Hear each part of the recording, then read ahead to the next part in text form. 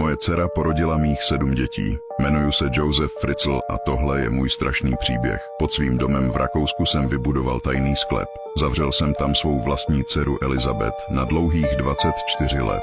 Nikdo netušil, jaké zvrácenosti se v mém sklepě dějí. Vedl jsem dvojí život.